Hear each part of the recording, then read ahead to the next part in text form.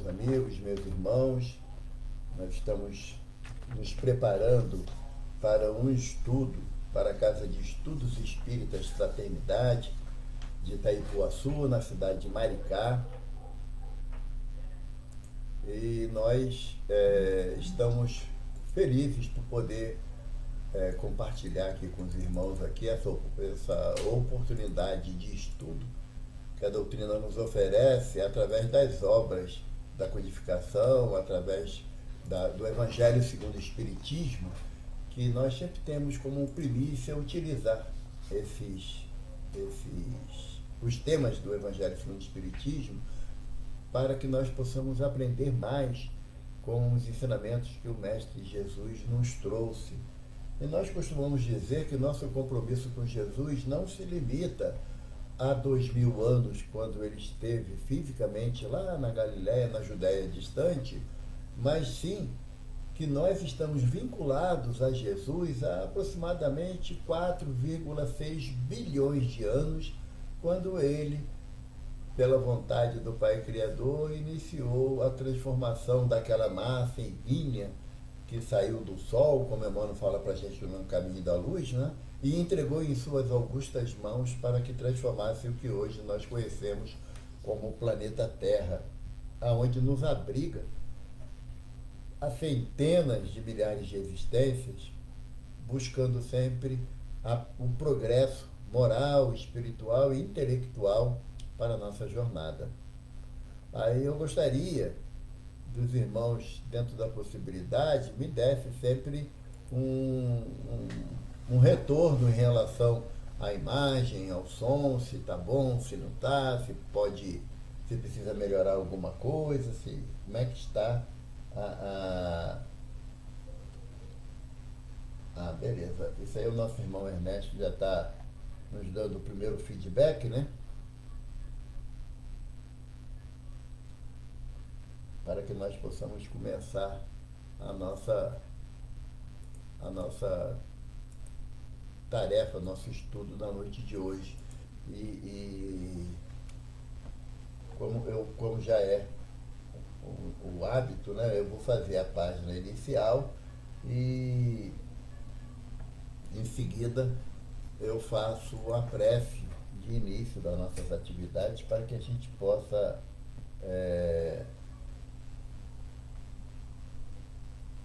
começar o nosso estudo da noite de hoje, tá certo?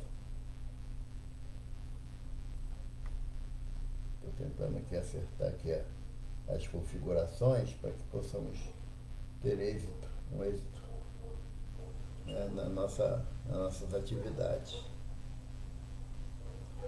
Ok, Vanderlei já deu ok, falou que está muito bom, sua imagem, né? Imagem ótima, som se puder aumentar.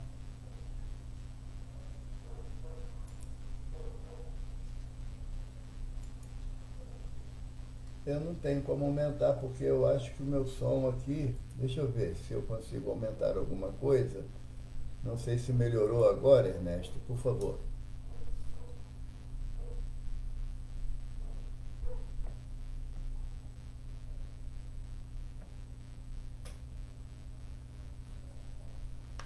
Vamos ver.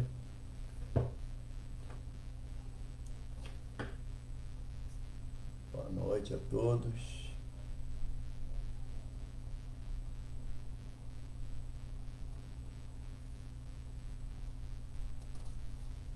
Nós, só para poder ajudar e situar os irmãos, a nossa palestra de hoje tem o título Vim vos trazer vida e vida em abundância. É uma citação que está em João, capítulo 10, versículo 10, e eu tenho que confessar que esse tema foi escolhido até por orientação do nosso irmão Vanderlei, que está conosco aí online, e é um tema que realmente nos chama a atenção para que nós possamos penetrar um pouco, de acordo com as nossas poucas possibilidades, naquilo que o Evangelho nos propõe nos ensinamentos do Mestre Jesus. Então, nós estamos já iniciando a nossa tarefa e eu vou ler a página de abertura que está contida no livro Segue-me, ditado por Emmanuel, através da mediunidade de Francisco Cândido Xavier, que é o mentor da minha casa, né, do Centro Espírita Casa do Caminho Chico Xavier, aqui no bairro de Jacarepaguá, no Rio de Janeiro. E a página é a lição A Porta Divina. E está anotado assim: eu sou a porta, se alguém entra por mim, salvar-se-á. Palavra de Jesus, anotada em João, capítulo 10, versículo 9. Emmanuel comenta para nós. Nos caminhos da vida, cada companheiro portador de expressão intelectual um pouco mais alta converte-se naturalmente em voz imperiosa para os nossos ouvidos. E cada pessoa que segue à frente de nós abre portas ao nosso espírito. Os inconformados abrem estradas à rebelião e à indisciplina. Os velhacos oferecem passagem para o cativeiro em que exerçam dominação. Os escritores de futilidades fornecem passaporte para a província do tempo perdido. Os maledicentes encaminham quem os ouve a fontes envenenadas. Os viciosos quebram as barreiras benéficas do respeito fraternal, desvendando despenhadeiros onde o perigo é incessante. Os preguiçosos conduzem a guerra contra o trabalho construtivo. Os perversos escancaram os precipícios do crime. Ainda que não percebas, várias pessoas te abrem portas, cada dia, através da palavra falada ou escrita, da ação ou do exemplo. Examina onde entras com o sagrado depósito da confiança. Muita vez perderás longo tempo para retomar o caminho que te é próprio. Não nos esqueçamos de que Jesus é a única porta de verdadeira libertação. Através de muitas estações no campo da humanidade, é provável recebamos proveitosas experiências, amealhando-as à custa de desenganos terríveis. Mas só em Cristo, no clima sagrado de aplicação dos seus princípios, é possível encontrar a passagem abençoada de definitiva salvação. Emmanuel, no livro Segue-me. Vamos então entrar em percepção espiritual para que possamos, de algum modo, nos sensibilizar pelos mentores que orientam os nossos estudos, pelos mentores do CEF, para que, unidos no propósito sincero de buscar a compreensão para a prática do Evangelho de Jesus em nossas presentes existências. Aqui estamos, Senhor, ainda como ovelhas frágeis do teu rebanho, que ainda titubeiam de ouvir o teu chamado e receber o amparo do teu colo fraternal. Mas sabemos, Senhor, que os caminhos tortuosos um dia serão abandonados e seguiremos o caminho reto que leva à porta do teu coração, para que possamos estabelecer contigo, Senhor, aquela unidade, aquela afinidade que tu tanto desejas criar conosco. Ampara-nos, Mestre, assim como também a todos os irmãos que venham tomar conhecimento das palavras que irão ser pronunciadas na noite de hoje, não pelo nosso querer. Queiramos todos nós que as nossas palavras sejam inspiradas pelos teus emissários para trazer os esclarecimentos que precisamos para que sigamos para frente e para o alto com as graças de Deus. Graças a Deus. Graças a Deus, meus irmãos. Eu queria de antemão pedir desculpas que essa semana eu tive uma certa fragilidade orgânica e fui acometido de uma tosse persistente. Graças a Deus não passa disso, mas aí, se eu parar um pouquinho por tossir, eu vou beber uma água que já está aqui separada, né?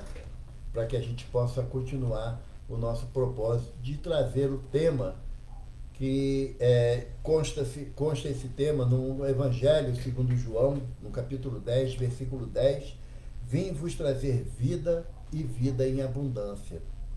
O interessante é que essas palavras de Jesus, no versículo 10, ela é recheada nos versículos anteriores do capítulo 10 acerca do que Jesus quis nos colocar na sua condição de pastor de ovelhas, que somos nós, as ovelhas do seu rebanho, ainda tresmalhada, ainda separada, não por vontade de Jesus, mas pela nossa inércia, de nós não estarmos, não queremos ficar no redil de Jesus, amparados pelo seu coração bondoso.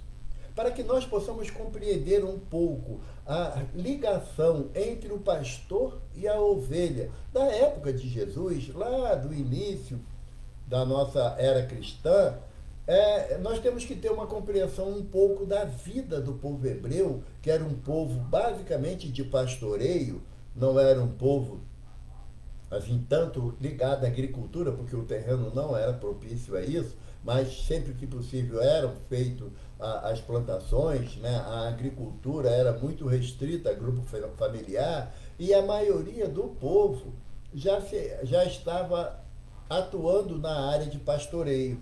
E o povo hebreu se caracterizou por ser pastor de ovelhas. E é interessante que Jesus também se apresenta nessa condição de pastor de ovelhas, e que nós somos as ovelhas do seu rebanho. E interessante que Jesus nos propõe, nesse trecho que consta do Evangelho, essa ligação tão íntima, que ele fala que o pastor, a ovelha conhece a voz do seu pastor. E a gente fica imaginando como é que poderia ser essa relação de convivência entre o pastor e o rebanho e a ovelha, uma vez que às vezes tinha famílias que tinham 1.000, 2.000 ovelhas. Então como é que tinha essa proximidade? Conta a tradição hebraica que quando o pastor nascia uma ovelha, e a mãe dessa ovelha era uma ovelha que era um pouco arredia, costumava querer fugir do olhar do pastor, para que o filhote, né, o carneirinho, não seguisse os passos da mãe, o que o pastor fazia? Pegava pegava o filhotinho da ovelha, colocava nos seus ombros, e em todos os lugares que ele ia, a ovelha estava no seu ombro. Ele oferecia água para a ovelha, oferecia comida para a ovelha, tudo no seu ombro. Quando ele chegava em casa, no final da sua jornada, a ovelha ia para onde? Para sua casa. Quando ele ia deitar para dormir, a ovelha ia aonde? Deitava e dormia junto com ele. E assim ele fazia por aproximadamente 30 dias essa relação massiva de proximidade com a ovelha. Quando ele soltava a ovelha, o que a ovelha fazia naturalmente? Corria para perto dele. Por quê? Porque a ovelha, o filhote, se habituou com o cheiro dele, com o som da sua voz. Então, quando ele falava, e eles davam sempre, eles davam sempre nomes às suas ovelhas, né, para que facilitasse esse contato. Quando ele gritava o nome, aquela ovelha já reconhecia a sua voz, vinha correndo de onde estivesse para ficar próximo ao seu pastor. É nesse sentido que Jesus fala que a ovelha conhece a voz do seu pastor, porque realmente é uma voz que o pastor, ele habituou o animal a ouvi-la. Ele não se ateve apenas à questão de estar o animal no campo, ou no redil, ou no seu cercado, e ele de longe olhar. Não. Ele tinha essa proximidade. E nessa proximidade que Jesus cria essa imagem que ele vem nos trazer, que quem tiver oportunidade e pegar o capítulo 10 do Evangelho de Mateus, de João, vai ver como é linda a relação que Jesus deseja criar entre nós, né, os espíritos que têm compromissos kármicos evolutivos no planeta Terra, e ele. É por isso que a doutrina espírita vem nos trazer um Jesus, não um Jesus chefe do cristianismo, não um Jesus religioso, mas vem trazer um pastor amoroso, cuidadoso, atencioso, Porque o bom pastor, como ele nos relata no Evangelho de João, dá a vida pelo seu pastor. E ele fala assim: o assalariado, ele cuida das suas ovelhas, porém, ele não tem o compromisso de zelar pela integridade física das ovelhas. Ele dá comida, bota água, mas se vem o lobo, ele olha o lobo à distância e já sai correndo. O lobo vem, ataca a ovelha, dispersa o rebanho e ele foi cuidar da integridade física da sua vida, deixando o rebanho ao seu bel prazer. O pastor não. O pastor, tendo à mão o seu cajado, tendo à mão o seu bastão, ele enfrenta o lobo para defender as suas ovelhas. E, se for necessário, dar a sua vida pelas ovelhas que lhe são confiadas. Então, Jesus diz que ele é o pastor de nossas almas e que ele dá a vida por amor de nós. E o interessante é que dar a vida que Jesus se coloca nesse capítulo, é um presente que ele nos oferece. Não é um sacrifício, não é doloroso para ele dar a vida por nós. É um presente que ele nos oferta, é dar a sua vida por amor de nós. Por isso que ele não encarou a ação nossa de não compreender a sua mensagem, de não seguir as suas orientações como ele tanto desejava. Jesus não encara isso como uma atitude de ingratidão, de fraqueza, de covardia, de nada disso. Jesus encara isso como sendo ainda a nossa ignorância, como ele fala para Pedro, né? Pedro num pátio lá de Anás e Caifás, Jesus no calabouço, sendo chicoteado, e Pedro já se aproximando a hora da negação, Pedro olha pela grade da prisão e vê Jesus sendo chicoteado, e Pedro fala: ah, mestre, como os homens são maus contigo. Jesus recebe a percepção de Pedro e olha para ele do calabouço para o pátio, e no olhar ele responde a Pedro: Pedro, o homem não é mau, é ignorante. Então, essa visão amorosa de abnegação de Jesus para com todos nós, que o caracteriza como o pastor fiel às suas ovelhas. E quando Jesus fala das suas ovelhas, ele diz que o ladrão, aquele que entra no redil, mas não entra pela porta e sim pula a cerca, ele não é digno de confiança, porque ele não veio para ajudar, para poder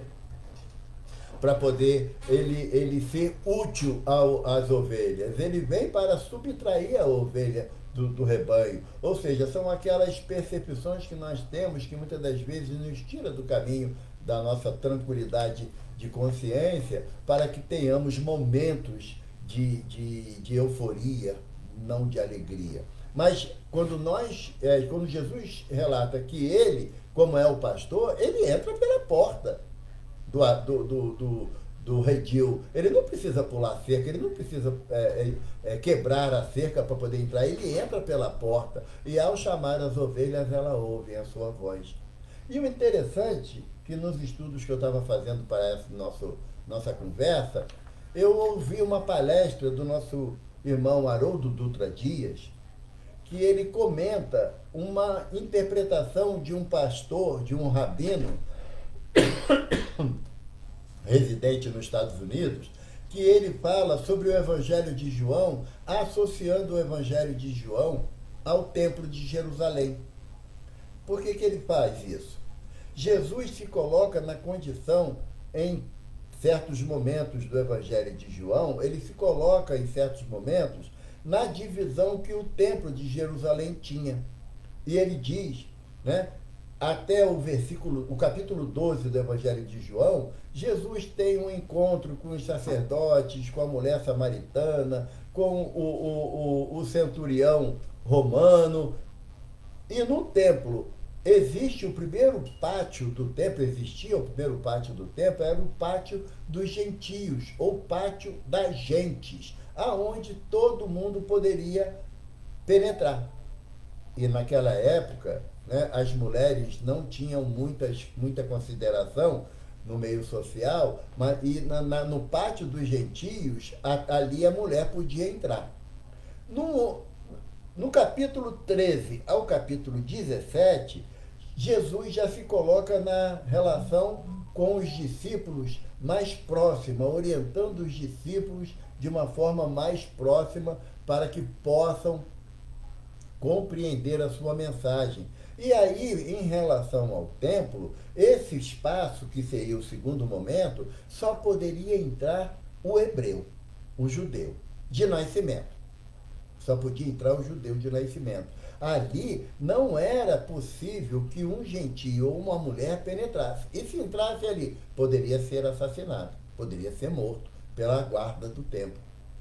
E depois, do capítulo 18 até o final do Evangelho de João, Jesus se coloca na condição de sumo sacerdote, que é o Santo dos Santos, no Templo de Jerusalém, aonde ele começa a anunciar para os seus discípulos o que vai ocorrer com ele na sua jornada. E é nesse momento que ele fala essa afirmação para os discípulos, que eu vim trazer vida e vida em abundância.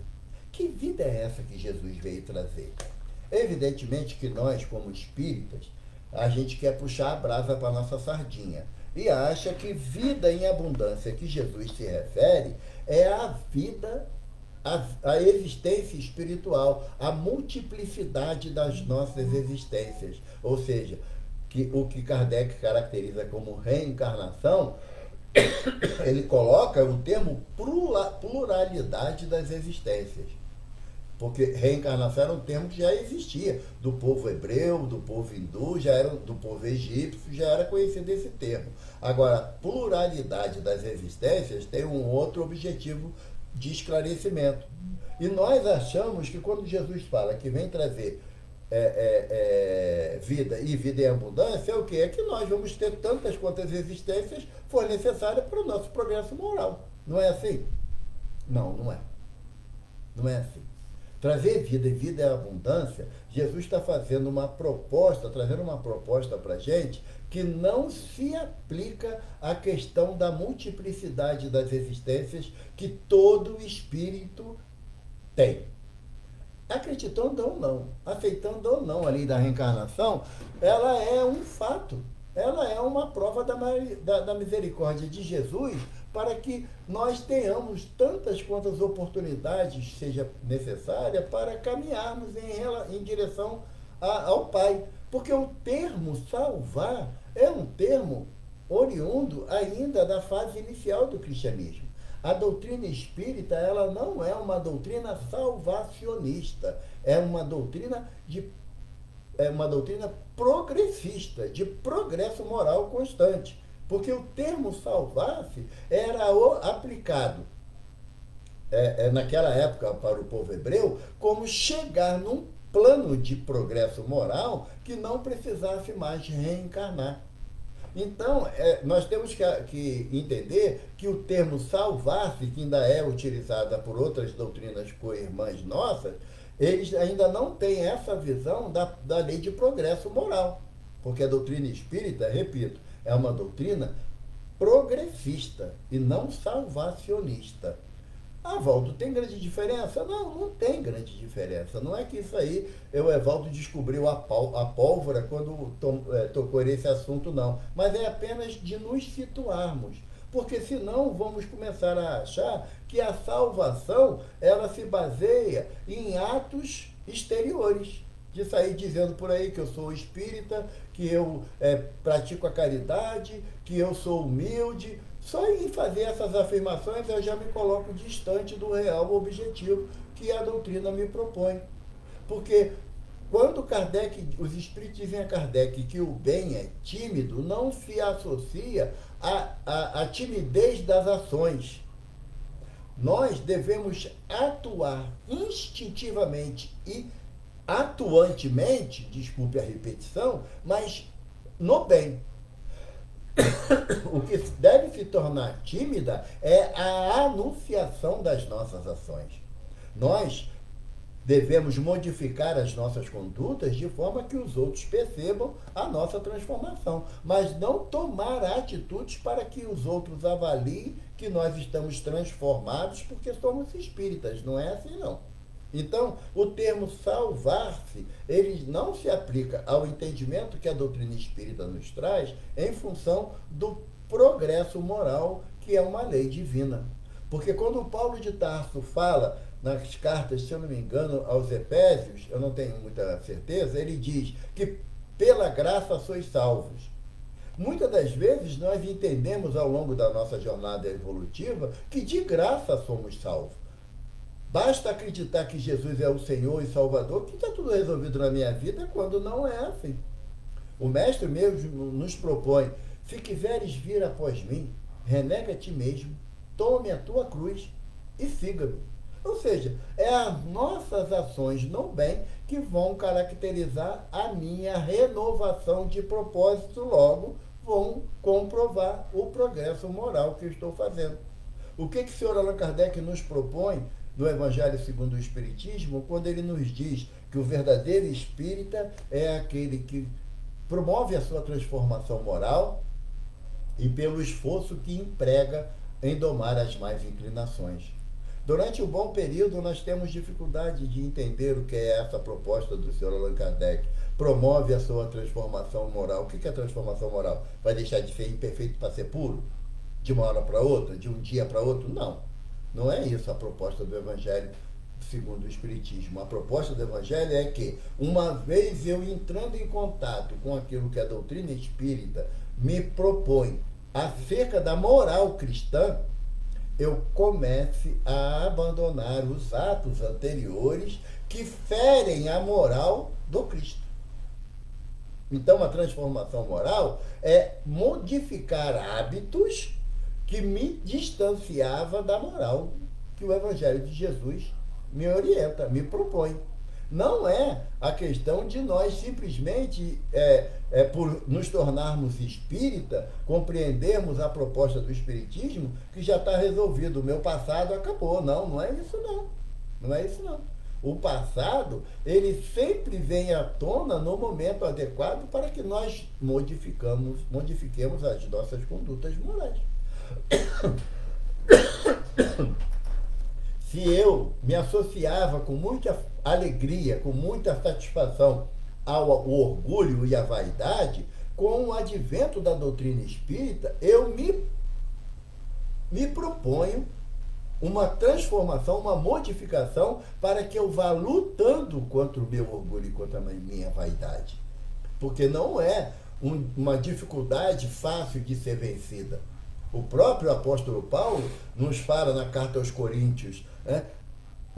O bem que eu desejo, esse eu não faço.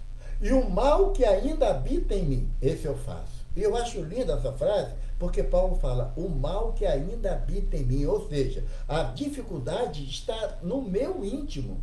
E eu preciso transformá-la. Porque fala assim, eu tenho que acabar com o orgulho. Não, eu não tenho que acabar com o orgulho. Eu tenho que transformar o orgulho em fraternidade, em caridade. Eu tenho que acabar com o meu egoísmo. Não, não tenho que acabar com o meu egoísmo. Eu tenho que transformar o meu egoísmo em amor ao próximo, em servir ao semelhante, em dar até aquilo que eu tenho uma necessidade imediata, mas que eu sei superar a falta daquela necessidade.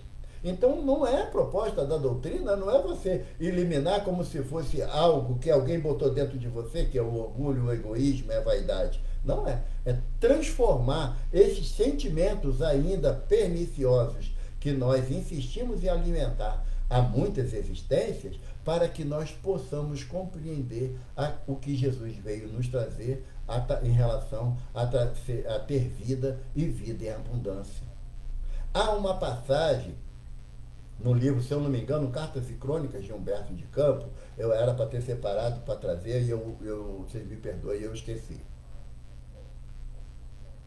Mas depois eu deixo na página do CEF para que possa ser consultada. Uma passagem que Pedro estava na casa do caminho, Jesus já tinha retornado ao plano espiritual superior, e Pedro estava muito triste, muito acabrunhado, chorando mesmo. E Jesus aparece a ele e fala assim: o que há, Pedro? O que está vendo, Pedro?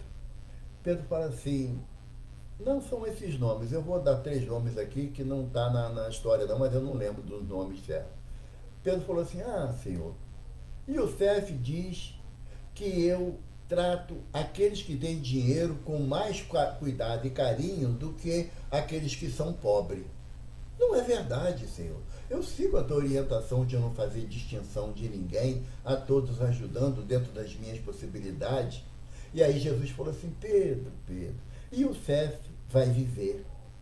Aí Jesus, Pedro vira e falou assim: ah, porque Sadoc falou, Senhor, que às vezes as doações que entram aqui na casa do caminho para alimentar os necessitados, eu levo para minha casa, para alimentar minha família. E não é verdade, Senhor.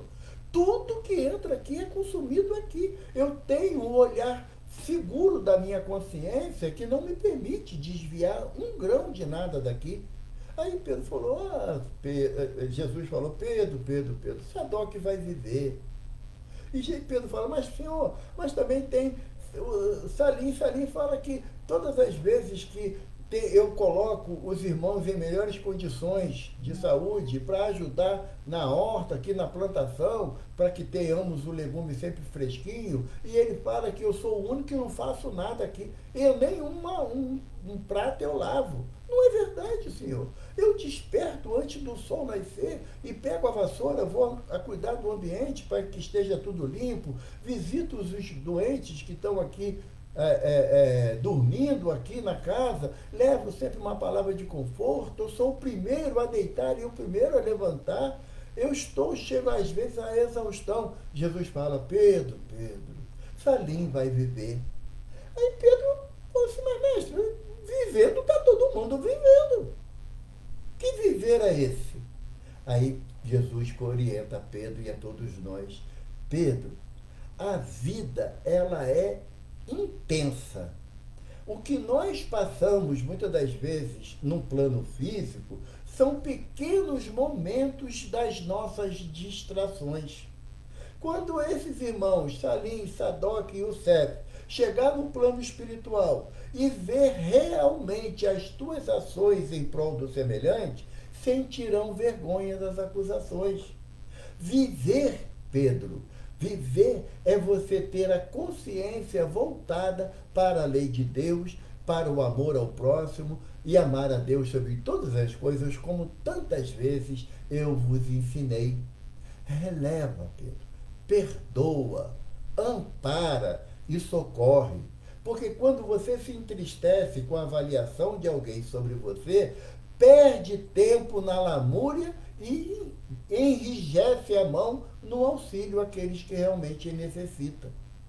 Viver a vida intensa que Jesus nos traz é viver de acordo com as leis de Deus.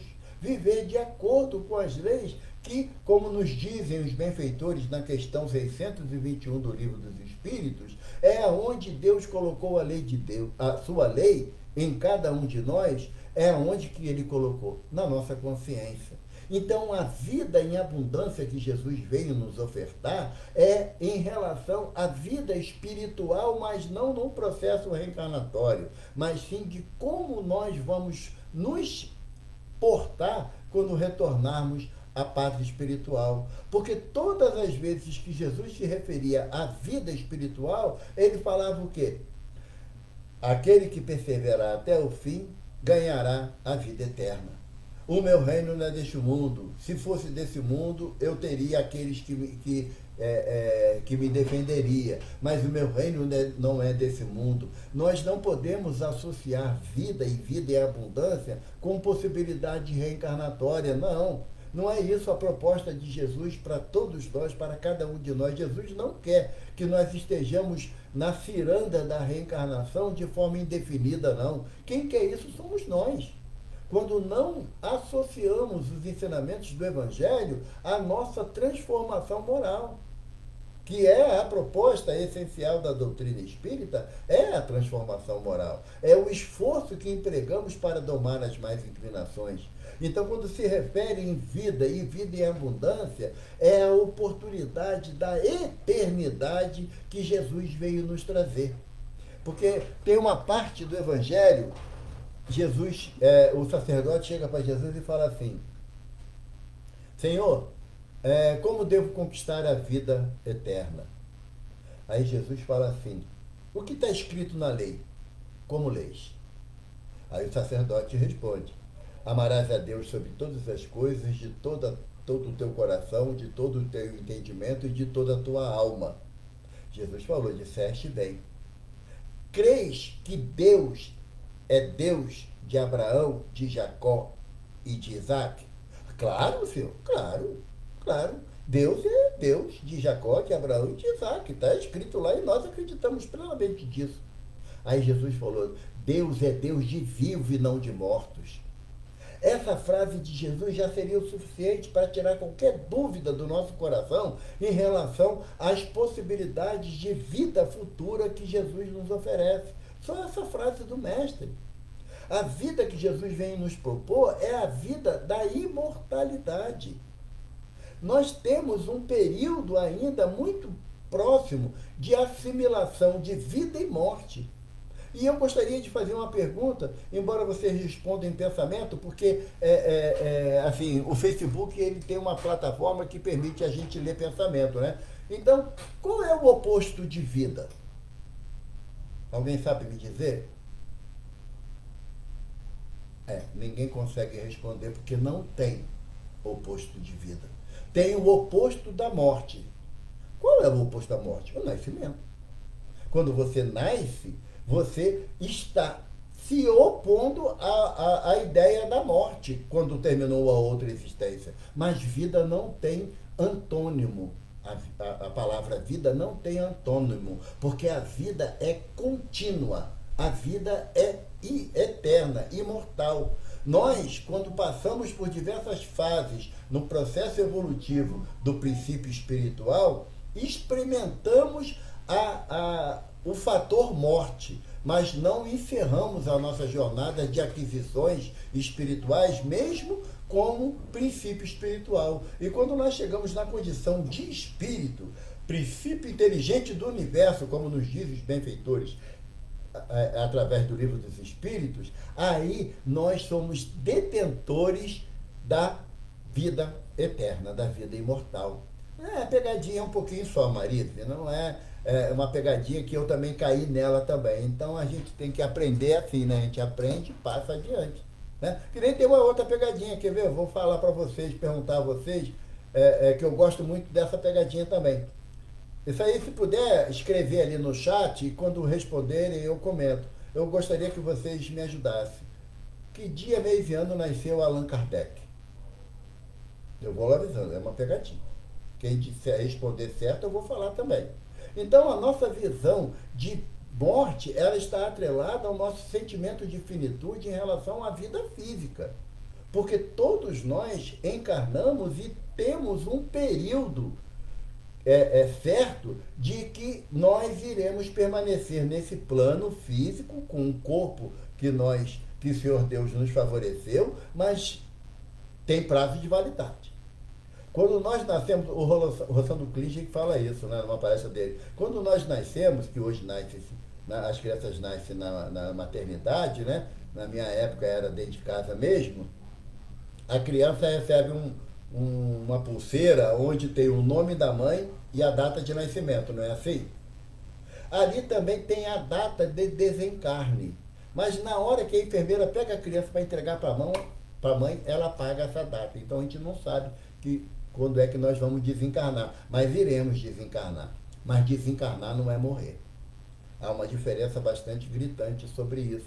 Por quê? Porque morrer é o esgotamento do fluido vital que anima o corpo que nós estamos habitando. Isso é morrer. Isso é morrer.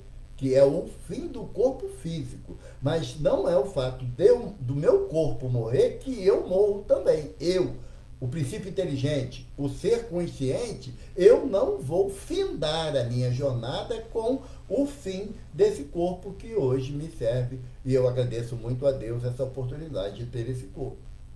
Quando eu deixo esse corpo na figura da morte física, a minha consciência, eu continuarei a existir, continuarei a minha jornada. Isso é desencarnar. Eu desencarnarei, o meu corpo morrerá. É por isso que Emmanuel, no Caminho, Verdade e Vida, ele nos fala que é muito comum a morte para todos, mas poucos conseguem desencarnar com facilidade, que é deixar a vida física. Enquanto nós não nos distanciarmos das questões físicas, nós teremos também dificuldade de entender o que é vida e vida em abundância. Porque a vida que Jesus nos promete, que ele nos promete não, ele nos oferece, porque é uma realidade, é a vida espiritual. É seguir a nossa jornada no plano espiritual a caminho da luz, parodiando o livro de Emmanuel. A caminho da luz. Nós vamos numa jornada constante.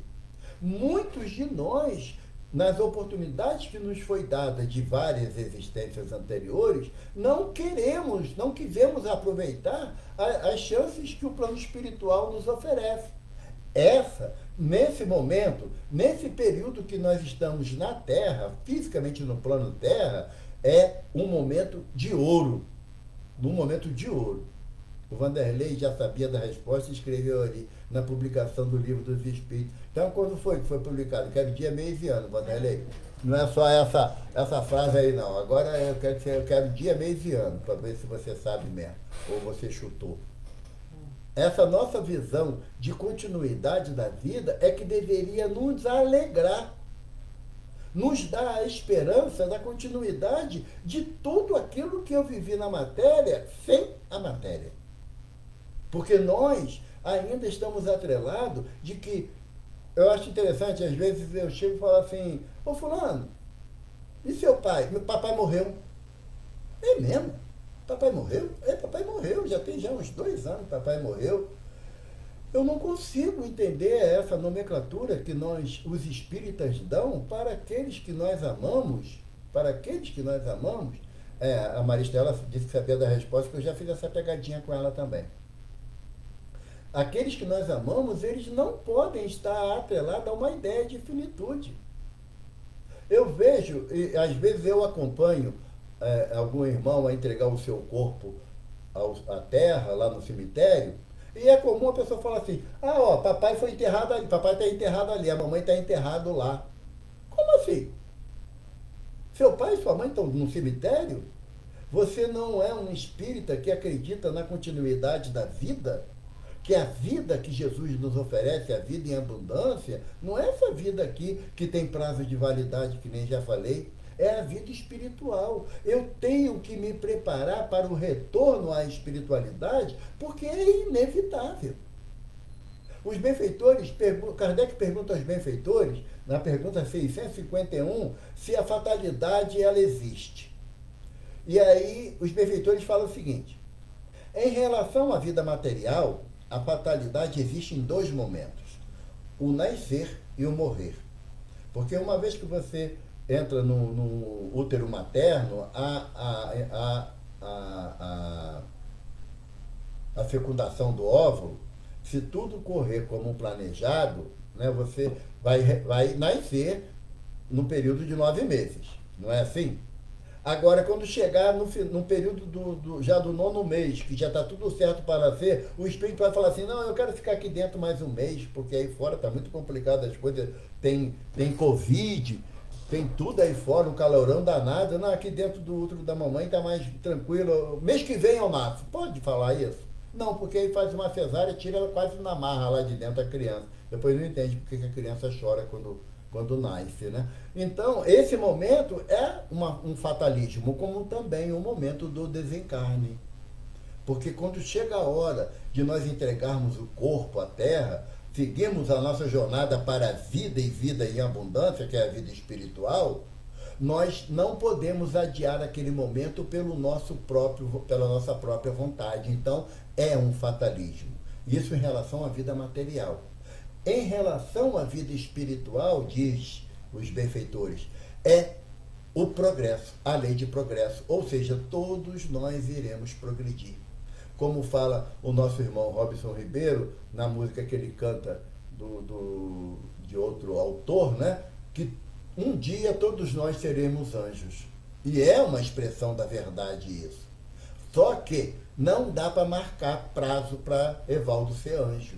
Não há possibilidade disso. Por quê? Porque vai depender da vontade do Evaldo de viver e viver em abundância diante do que o Evangelho me propõe na prática do bem, do amor e da caridade fraterna. Porque à medida que as existências vão se sucedendo, eu vou tendo consciência de aproveitar mais as oportunidades que a misericórdia infinita de Deus me propõe, no aspecto de progredir permanentemente. Como aquela frase que está lá no túmulo que abrigou o corpo de Allan Kardec, lá no Père Lachaise, né? Nascer, crescer, morrer, renascer, tanto quanto for necessário. E essa frase representa a base da vida em abundância que Jesus nos promete. Muitas das vezes, nós achamos que viver em abundância, a gente traz essa abundância ou essa plenitude para as realizações materiais. E caso não saibam, eu vou dar uma notícia em primeira mão. Nada daquilo que nós conquistarmos materialmente levaremos. Nada daquilo. E para se ter uma ideia, nenhum corpo que nós, muitas das vezes, nos apegamos com tanto afinco, nós iremos levá-lo para o plano espiritual, porque não há possibilidade, são momentos diferentes, vibrações diferentes. Então, se nós queremos realmente a oportunidade de termos vida e vida em abundância, ou vida em plenitude, como diz algumas traduções, nós temos que começar a nos associar à orientação que o Sr. Allan Kardec coloca no Evangelho segundo o Espiritismo. O verdadeiro espírita e o verdadeiro cristão é a mesma coisa. E o verdadeiro espírita é aquele que promove a sua transformação moral e pelo esforço que emprega em domar as más inclinações. No livro Palavras de Vida Eterna, Emmanuel tem uma mensagem que ele fala assim para a gente. O título da mensagem é Existimos. E ele comenta essa passagem de João. Vim para que tenhas vida e vida em abundância. E se vocês me permitem, eu vou dar uma lida, tá bom? Eu vou beber uma água primeiro.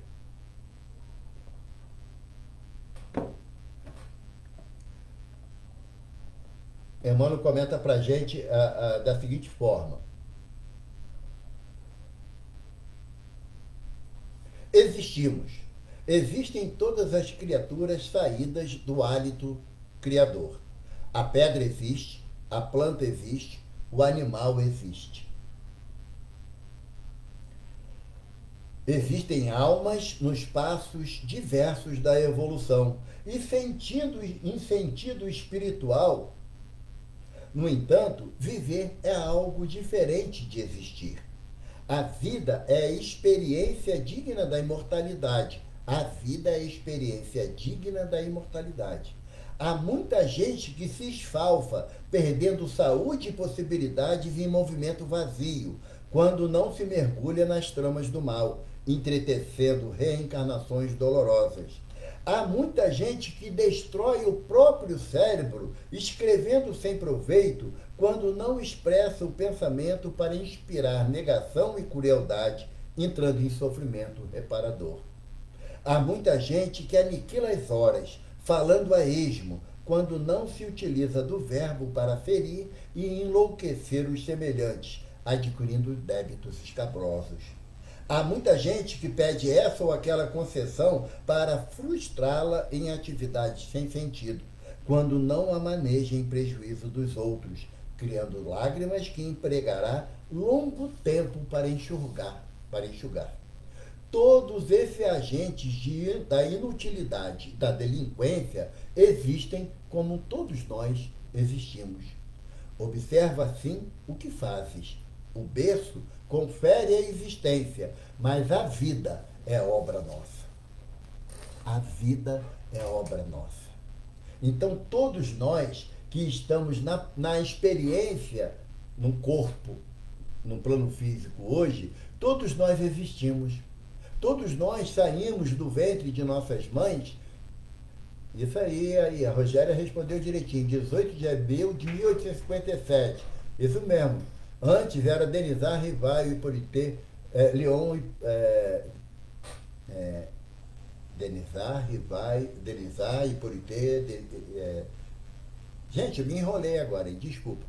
Denizar, Leon, Hippolyte, Rivaio, que nasceu a 3 de outubro de 1869. Esse dia quem nasceu foi Rivaio. Kardec foi em 18 de abril de 1857, quando ele passou a adotar o codinome Allan Kardec, né? Como está lá em Obras Póstumas, que Zéfiro lembrou a ele esse nome que ele teve lá na época dos druidas. Então, a nossa relação, a partir do momento que nós somos gerados no ventre de nossas mães e nós nascemos, nós passamos a existir. Agora, viver vai depender de como nós vamos aproveitar as oportunidades. E deseja o plano espiritual que nós aproveitemos de tamanha monta, porque quando nós ouvirmos de Jesus que nós vamos viver, nós estamos associando que esse viver que Jesus nos propõe é em relação à vida espiritual, e não à roda da reencarnação. É aquele, quando quem lê o livro Paulo Estevão, vai lembrar, lá no final do livro, no ano já de 69, né, da era cristã, quando Paulo é condenado à decapitação e que é cumprida a sentença, Paulo se percebe fora do corpo, pelo desencarne, pela morte, né? Ele se percebe fora do corpo, mas ainda sem a visão. E ele escuta passos. No que ele escuta passos, ele identifica: Ananias, é você, Ananias. Por que Ananias? Quem leu o livro lembra que quando ele, às portas de Damasco, Jesus teve aquela visão gloriosa e ele entrou na cidade de Damasco cego, Ananias que foi lá e devolver a visão a ele. E quando ele encontra-se naquela situação, no plano espiritual, mas também cego, e ele percebe a presença de Ananias, o seu mentor espiritual, o seu protetor, Ananias fala para ele: Paulo, outrora eu te devolvi a visão para tu ver o quanto importava sofrer por amor a Jesus. E agora eu te devolvo a visão para que tu veja a vida no plano dos redimidos. Olha que bonito. Olha que lição maravilhosa que nós temos na figura de Paulo de Tarso, quando ele chega, Paulo de Tarso, gente, eu não estou falando de Evaldo, entenda, Paulo de Tarso, que durante 39 anos da sua existência física se dedicou totalmente a Jesus. Apanhou, foi preso, chicoteado, escorraçado, fome e frio, naufragou 3 vezes, picado por cobra, mordido por cachorro. Mas o amor a Jesus foi superior a todas as suas agruras que passou. E chega no plano espiritual sem a visão. E é necessário que Ananias venha para dar a ele um novo sentido de visão da vida espiritual. É essa vida espiritual, gente, contínua, maravilhosa, que Jesus vem nos ofertar. Vocês lembram, quem leu o livro Nosso Lar, André Luiz, naquele período que ele passa no umbral, em sofrimento permanente pelas suas ações, né? E quando ele, resgatado pelas mãos boníssimas de Clarencio, que ele chega em Nosso Lar, que ele chega dentro das muralhas de Nosso Lar, aquele ar balsâmico que ele respira, aquela atmosfera diferenciada que ele percebe, o aroma das flores, coisa que ele não percebia, não tinha isso na região umbralina. E ele pergunta a Lísias: por acaso cheguei no céu dos eleitos? E Lísias fala: não, meu irmão, estamos numa colônia espiritual atrelada ainda ao plano físico da Terra. Nosso lar. Mais adiante no livro, ele é levado durante o sono, que é interessante que ele relata assim, deixando o corpo grosseiro em casa de Dona Laura, me vi levado a regiões de uma beleza estonteante. É onde ele vai, em Aurora Nova, que é a colônia espiritual que a mãe dele habita, né? Em Aurora Nova, acima de nosso lar. Aí ele falou, aqui então é o céu, eu quero ficar aqui. Ô mãe, eu não quero voltar para nosso lar não, vou ficar aqui contigo aqui. Aí sabe o que a mãe dele fala? Não, meu filho, aqui não dá para você ficar não, porque você ia achar a vida aqui entediosa. Por que entediosa? Porque as nossas associações de felicidade e de vida estão atreladas a isso aqui, ó, a corpo físico. A gente não consegue ainda perceber e entender que Jesus nos veio trazer o conhecimento que o seu reino ainda não é desse mundo. O reino de Jesus é no plano espiritual. Tanto que ele fala de João Batista, dos nascidos de mulher é o maior sobre a terra, mas no reino dos céus é o menor. Por quê? Porque a visão da vida espiritual, que é...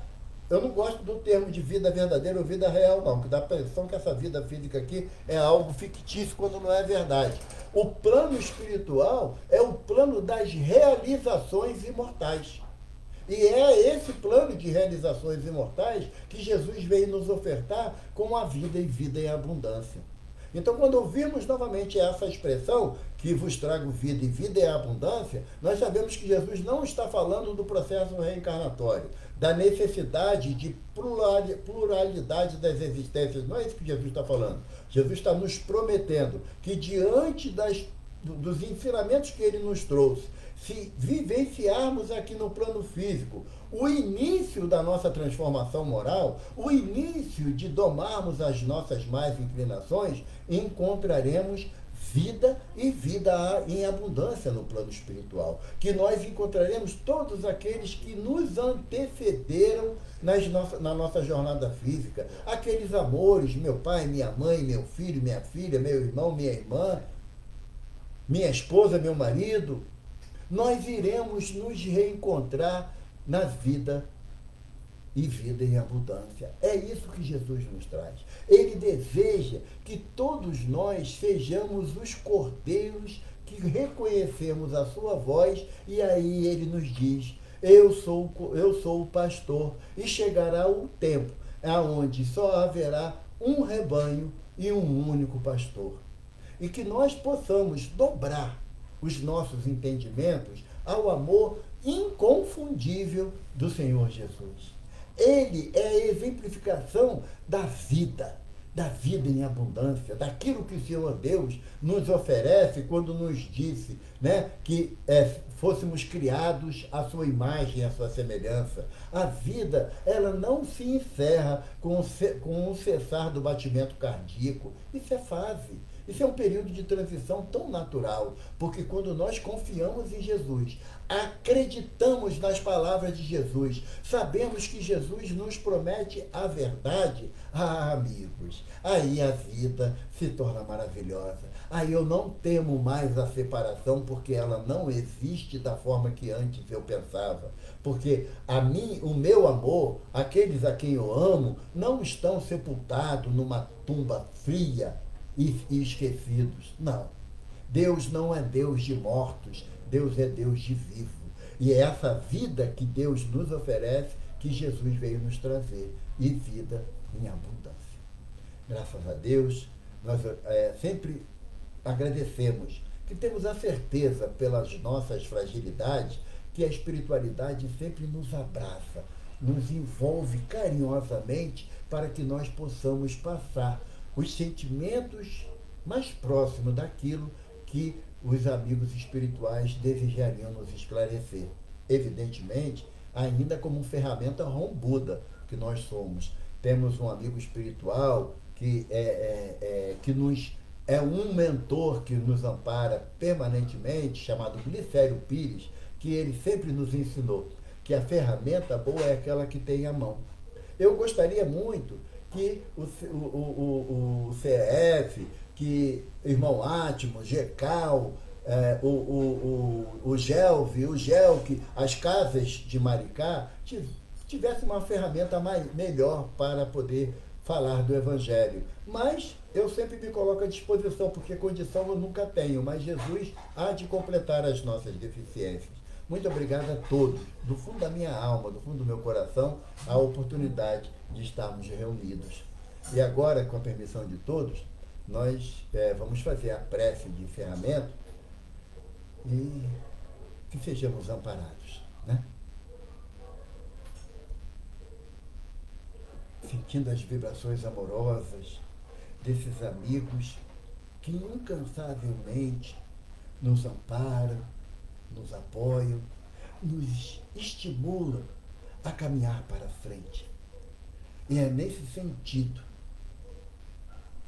de gratidão a tantos irmãos que, vencendo a barreira das nossas dificuldades, nos intui, nos envolve para que falemos aquilo que vai cair na nossa alma, para que possamos compreender as palavras do Senhor Jesus, para que possamos ainda que vagamente nos transportarmos à praia de Cafarnaum, olhando a casinha simples de Pedro, aonde Jesus se abrigava, que ao sair na aurora do dia de dentro da casa de Pedro, já percebe o quanto de nós esperávamos ansiosamente pela sua palavra, pelos seus ensinos.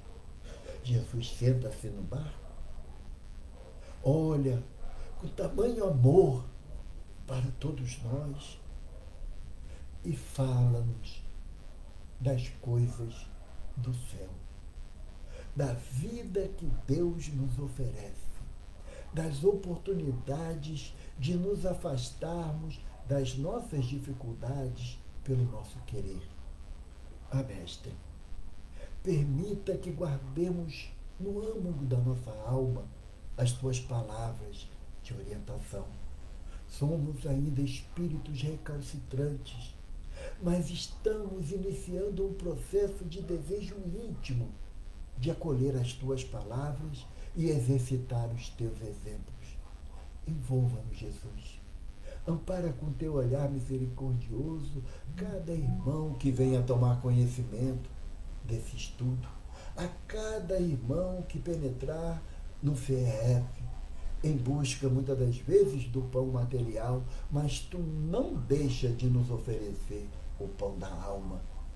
Ilumina a nossa jornada, Jesus. Ampara aqueles que choram no leito de dor, que se despediram dos seus amores através desse momento de dificuldade. Faz-lhes sentir que a tua mão bondosa nunca saiu de sobre nós.